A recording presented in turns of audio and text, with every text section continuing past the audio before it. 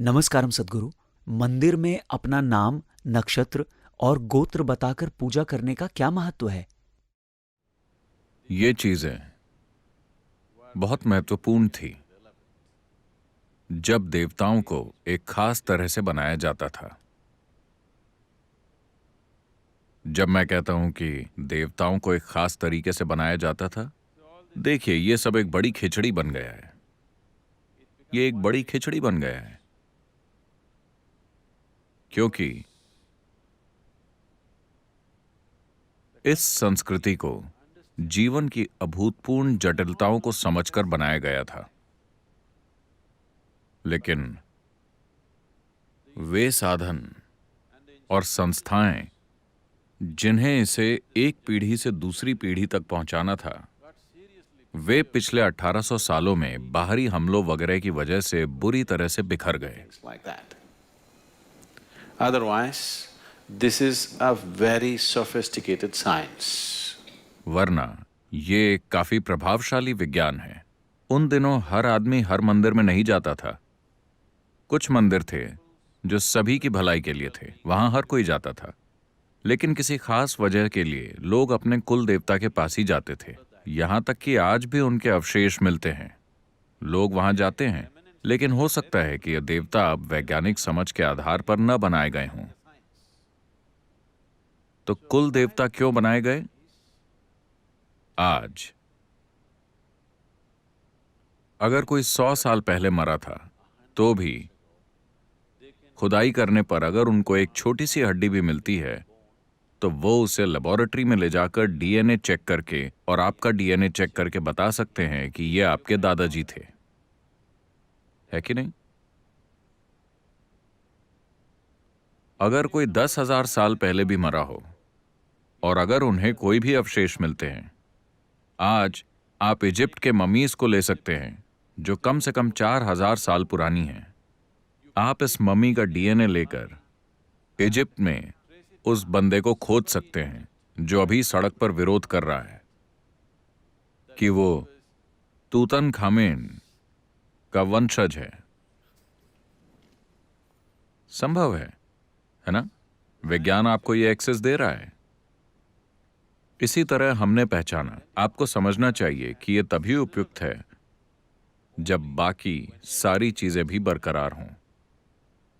हरियाणा में खाप पंचायतों को लेकर काफी स्ट्रगल चल रहा है, क्योंकि वो कह रहे हैं कि कजिन भाई बहनों को आपस में शादी नहीं करनी चाहिए, ये धर्म के खिलाफ है।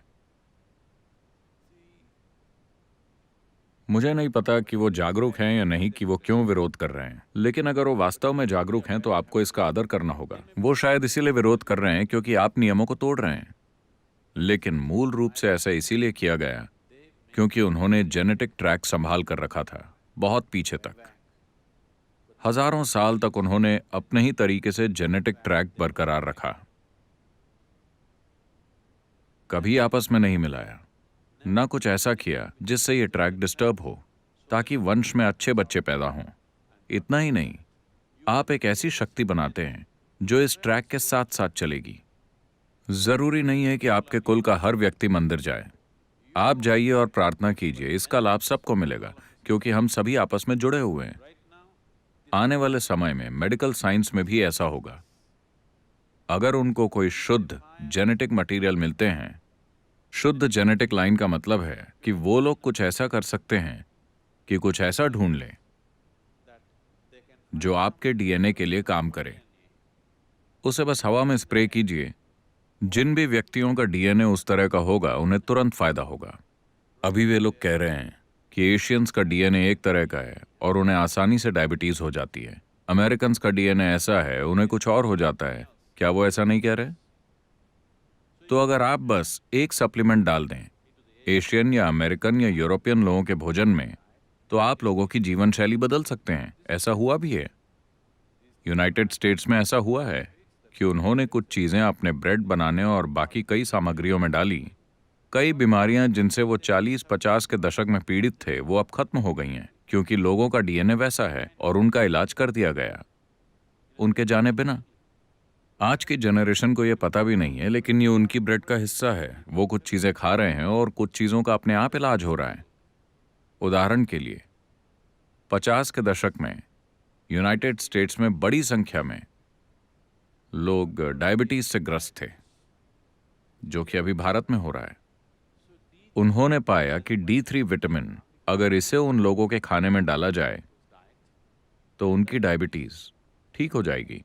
उन्होंने D3 विटामिन ब्रेड में डाला और अमेरिका में काफी लोगों की डायबिटीज ठीक हो गई। अब ये हमारे पास आ रही है। लेकिन अगर हम D3 खाते हैं तो ये हमारे एशियन जेनेटिक्स के लिए उसी तरह से काम नहीं करेगा। हमें कुछ और ढूंढना होगा। हम आपको बता सकते हैं कि आपको क्या खाना चाहिए। तो उन्होंने इसे समझा और इस जेनेटिक लाइन को सख्ती से बनाए रखा और एक शक्ति के स्रोत की स्थापना की इस विशेष DNA के लिए, इस विशेष प्रकार के जेनेटिक ट्रेंड के लिए। और जब वे वहां जाते हैं तो वो ऊपर बैठे किसी भगवान से ये सब नहीं कह रहे। वे बस ये रजिस्टर करा रहे हैं कि ये मैं हूं, मैं इस वंश से हूं, ये मेरा गोत्र है, ये मेरा नक्षत्र है, ये मेरा कुल है। मतलब मैं अपना DNA मटेरियल रजिस्टर करा रहा हूं। ये मेरा DNA है, मेरी मदद कीजिए। ये सबसे वैज्ञानिक तरीका है। विज्ञान जो खराब हो गया, टेक्नोलॉजी सही तरीके से ट्रांसफर नहीं हुई, आज ये सब खिचड़ी बन गया है।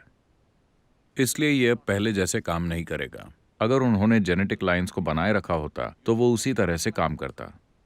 लेकिन अभी आपको पड़ोस की लड़की से प्यार हो गया, वो कोई भी हो सकती है। आपकी पसंद उन चीजों को बनाए रखने से ज्यादा अहम हो गई है। मेरा मतलब समाज बदल गया है, तो उन चीजों का अब मतलब नहीं रहा। लेकिन जब चीजें सही तरह से बरकरार थीं तो इसका महत्व था। ये जीवन की एक बेहतरीन समझ थी, जेनेटिक्स की और उसके काम करने के तरीके की एक बेहतरीन समझ।